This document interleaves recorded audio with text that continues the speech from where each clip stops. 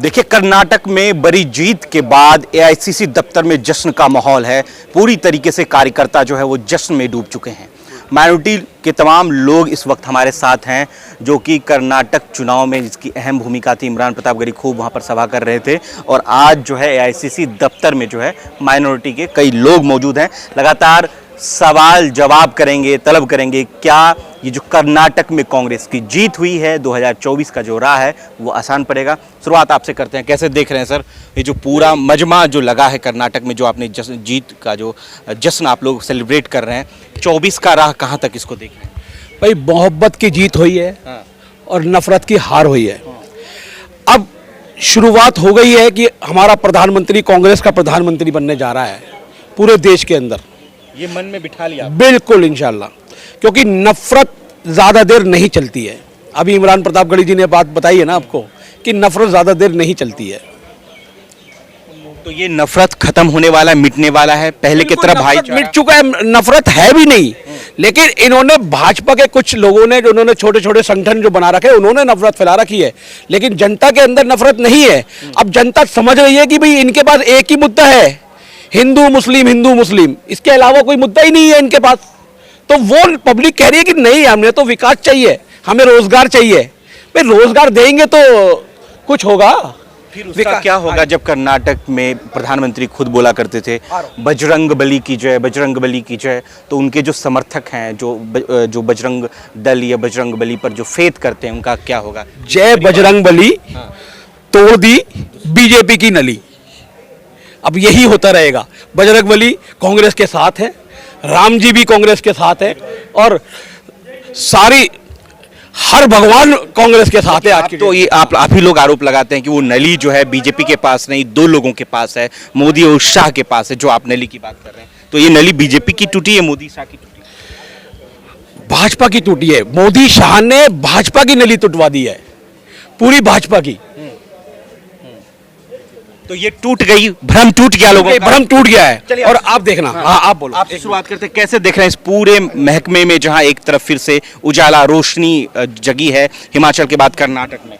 देखिए, तमाचा है उन जुमलों पर जो जुमले लोगों को दिए गए, जिनके ऊपर भरोसा करके लोगों ने वोट दिया। ये तमाचा उस सांप्रदायिकता के ऊपर, ये तमाचा है उस भेदभाव के ऊपर, ये तमाचा उस भ्रष्टाचार के ऊपर, ये उस जुमले पर तमाचा है जो बेटी बचाओ बेटी पढ़ाओ की बात करते हैं। जिस तरीके से आपने देखा बजरंग बली की तो बात करते हैं, लेकिन बजरंग पुनिया की बात नहीं करते। जिस तरीके से 32,000 लड़कियों की एक फेक स्टोरी चलवाई गई, एक पिक्चर चलाई गई जिसका कोई आधार ही नहीं है, और जब कोर्ट में इस बात को लेकर जाया जाता है तो 32,000 से 3 के आंकड़े पर आ जाती है। 40,000 गुजरात में महिलाएं गए, उस पर भी बात कर लीजिए। देखिए, वो गुजरात के ना, इसलिए आंकड़े हैं, वो आंकड़े हैं, वो गुजरात की हैं, इसलिए उन पर कोई बात नहीं हो सकती, क्योंकि वो मोदी जी के गृह राज्य से आती हैं। मैं आपसे बात कहना चाहता हूं कि जिस तरीके से 32,000 लड़कियों की उन्होंने बात करी, केरला स्टोरी की बात करी, जो बच्चियां जंतर मंतर पर बैठी हैं, जिन्होंने भारत का नाम रोशन किया, जिन्होंने अपना पसीना सर से लेकर टखने तक बहा दिया और भारत के लिए ओलंपिक लेकर आई, उन पर बात क्यों नहीं करते? ये बात उन पर क्यों नहीं करते जिस तरीके से चाइना हमारे जमीन के ऊपर कब्जा शुरू कर दिया? इनका क्या कहना है? इनका हिजाब कहना है। इनका मानना है कि मुस्लिमों के ऊपर जिस तरीके से उन्होंने नफरत की बातें करी हैं उस पर ये बात करते हैं। मैं आपसे कहना चाहता हूं कि लोग समझ चुके हैं 2024 का यहाँ से आगा है, लोगों में जोश है, लोगों के अंदर उत्साह है। 2024 की नींव यहाँ से रख दी गई है। देखिए, अब लोग अच्छे दिन की बात करेंगे, पुराने दिन की बात करेंगे। कांग्रेस के कार्यकर्ता हैं, बात करने की कोशिश करते हैं। अब तो आपका सूर्योदय हो रहा है भाई कर्नाटक में, हिमाचल में। मैं आपको यहाँ करेक्ट कर दूं कि हमारा सूर्योदय तो बहुत पहले से रहा है, क्योंकि देश को जब देश जीता था हमारा सूर्य जभी से उदय है। सूर्य के सामने कभी कभार बादल आ जाते हैं, वो कोई एक अलग बात है, मगर सूर्य हमारा निकला हुआ है और निरंतर निकला हुआ है। प्रश्न पूछिए अपना आप। तो अब अच्छे दिन चाहिए, पुराने दिन, ये भी तो बड़ा मसला है, क्योंकि बीजेपी का तो स्लोगन ही है कि अच्छे दिन आने वाले हैं। अब आएंगे ये पुराने दिन? अच्छे दिन का स्लोगन जिनका है आप उनसे बात कीजिए। अगर आपको कांग्रेस से बात करनी है तो कांग्रेस की कीजिए। हमने भी तो अच्छे दिन आए हैं सर।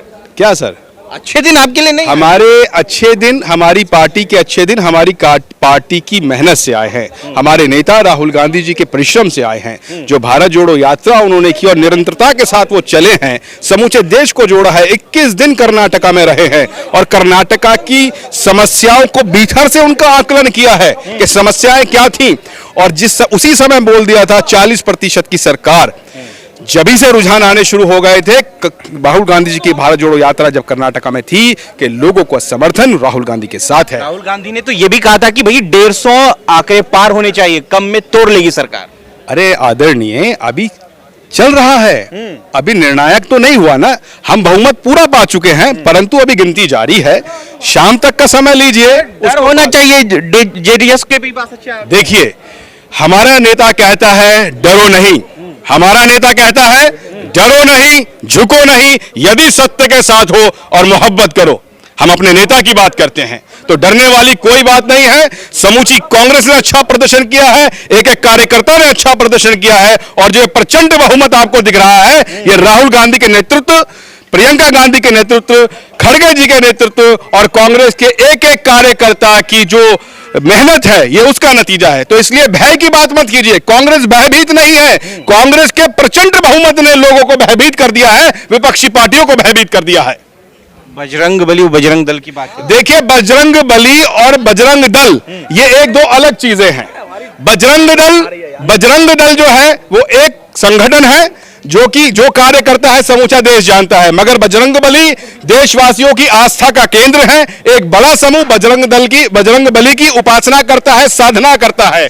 तो बजरंग बली और बजरंग दल दो अलग अलग चीज हैं, और बजरंग बली का आशीर्वाद किस पर रहा है, ये आज समूचा देश देख रहा है। जिस प्रकार से कर्नाटका में कांग्रेस ने इतिहास रच दिया है, तो बजरंग बली का आशीर्वाद जिस प्रकार से दिख रहा है समूचे देश को, वो आप जानते हैं। वक्त बदल गया है, समय बदल रहा है। समय कांग्रेस के नेताओं के, कांग्रेस के कार्यकर्ताओं के, जनप्रतिनिधियों के कार्य करने से, धरातल पर उतरने से समय बदल रहा है और कांग्रेस देश की सत्ता में आ रही है। मैं अमित शाह के उस बयान को कोट करता हूं आपसे। लास्ट सवाल कि अमित शाह ने कहा था कि अगर कांग्रेस की सरकार बनती है तो राइट्स फैलेंगे चारों ओर कर्नाटका में। सर, अभी मणिपुर में किसकी सरकार है, वहां पे किसकी सरकार है, और दंगे हो रहे हैं, और जो उसको दंगे को नहीं देख पा रहे हैं, जो मौजूदा देश के गृह मंत्री हैं, जो प्रधानमंत्री है, एक सिंगल ट्वीट तक नहीं करते हैं, समूचा मणिपुर जल रहा है।